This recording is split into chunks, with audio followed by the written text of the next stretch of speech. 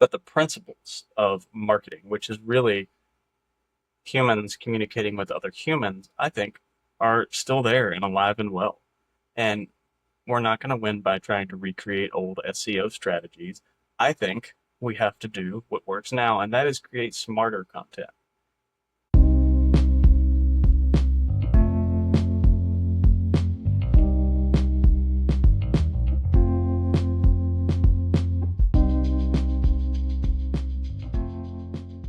Hey everybody, it's Alan from Blue 7 Content, and welcome back. This is going to be a quick video. I just had some things on my mind. I was scheduled for a panel discussion in a few days, and unfortunately that got canceled for scheduling conflicts, and that's okay. But I had some things that I was going to bring up on the panel that I think, why not say I'm here? Kind of want to talk about marketing nowadays, and I maybe am a little odd when it comes to the marketing community right now, but I think I'm enjoying where marketing is going. It's been a bumpy road. It's been a bumpy few years, right? AI has upended everything at the expense of sounding like AI. I'm not going to say in the ever changing world of marketing, but I mean, it is, they're not wrong. Uh, we're finally leaning into what I think marketing should be because we're trying to get away from the generic. The old rules of SEO, which were already sketchy at best and historically have been a little sketchy, some of those are coming back, just in different forms. You have the AI bros pontificating over things that work, they think that work, that they have no idea whether they actually work or not. But the principles of marketing, which is really humans communicating with other humans, I think are still there and alive and well. And we're not going to win by trying to recreate old SEO strategies. I think we have to do what works now, and that is create smarter content. And I don't mean just written content, I mean content across your ecosystem, content for your social media. Video content is becoming more and more important. Although, if you're adverse to video, that's okay. Don't panic. Don't let anybody tell you you have to be on YouTube or putting videos out on LinkedIn. There are ways for you to compete where your strengths are. But what do I mean by smarter content? First, let's talk about written content because it's what Blue 7 content was founded on, human writers talking to other humans. This means well-researched content that is clearly branded. We want to make sure that you can differentiate yourself from competitors and others. And the content has to be built to stand out. The days of pumping out pages like Myrtle Beach car accident lawyer, pages with generic copy, yeah, they're over. They should be over anyway. Yes, you're still going to need core service and location pages, but they have to sound like you. Right now, you may think you sound like you, and some of you are doing a really good job with your website content and with branding overall, but some people don't realize they sound like competitors 1, 2, and 3 in their area, and they also sound like a whole lot of other similar firms throughout the country. All these people are using the same AI prompts, and they read the content and think, this sounds pretty good, uh, and just put it up with very little editing. And a lot of people are doing the exact same thing. I mean, the exact same thing. Same thing that happened with human written content, right? I came up in the SEO world where it was churn and burn. We're writing very similar pages. If I was writing, yeah, I fell victim to it. If I was writing a car accident page for a West Virginia law firm, it would sound pretty similar to a car accident page in Orlando.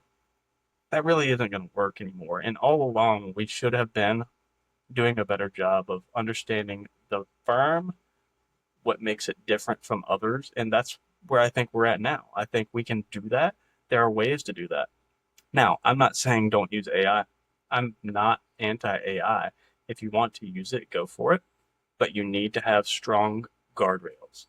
And you need to keep those guardrails in place. There's this pattern I've been watching where teams start using AI as a helpful tool and they end up hitting copy and paste.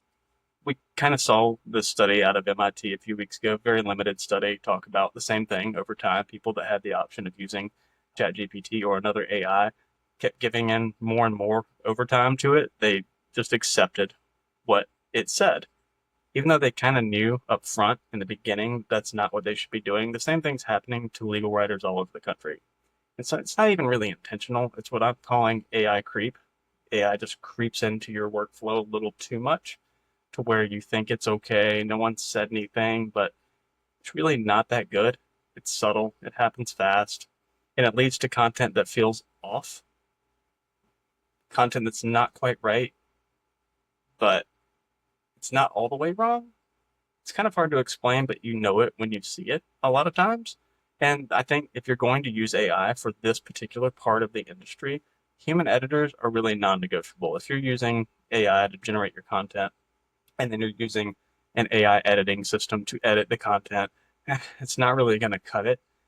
Ideally, your editors will have deep experience in legal writing. At Blue 7, that's our MO. We promote editors from within that have been legal writers that we've trained because there will always be something off in AI generated legal content, whether it's an ethics issue, a factual error, or a complete lack of soul. And that's the other kind of AI creep. When your content reads like it passed the Turing test until a real person lands on the page and feels nothing from it. They're not going to feel compelled to call you. They're not going to feel more trust to you or your brand. That cheaper option of AI can often cause people to lead, and they'll never know. They might know over time if their metrics aren't looking great. When it comes to content, I'm not just talking about your basic pages. I'm also talking about deep dive thought pieces, not thought leadership per se. But at Blue 7, we offer something called focal points. You may have heard us talk about it. These aren't blogs in the traditional sense. They're in-depth, highly researched articles on a particular topic written by a skilled legal writer, edited by our team, and built to stand alone as a resource, but that's not all they can do. They can also be more. These pieces can power your entire ecosystem. You can repurpose it for social. You can turn it into an actual thought leadership post with the thought leader of your team, or you can use it internally for client education purposes. Use it as lead magnets. Focal points, along with all of your content really, should be geared towards where else can I use it. If you're just writing a page to put it on the website and be done with it, you're not doing enough. This is the kind of content that actually works because it's built on deep experience, understanding, and intention. Cassidy Lewis said something on Brian Glass's podcast recently. I'm a big legal podcast nerd, so I try to listen to as many as I can. She said something along the lines of community marketing was not her full focus early on when she started this. And she's putting that more and more to the front of the line. And I couldn't agree more because that's one of the best ways for you as a law firm, as an individual attorney, to kind of gain trust. You're showing up, you're being human. We're coming back to marketing that matters. And that's what clients respond to. At Blue 7 Content, we recommend quarterly community events, not just for goodwill, but because they tie into everything that you do: PR, regular content, socials, and even boosting your SEO. And when it's done right, yeah, these events can make you money. Anyway, these are just some thoughts that I had in my head over the last few days. I appreciate your time, everybody. If you have any questions or comments, or if you have any interest in focal points, you can reach out to us at any time. When you call the number, you're going to get me or you're going to get Victoria. Same thing with an email. So feel free to reach out. Fairly young channel. If you have time, like and subscribe. We appreciate it and have a wonderful day.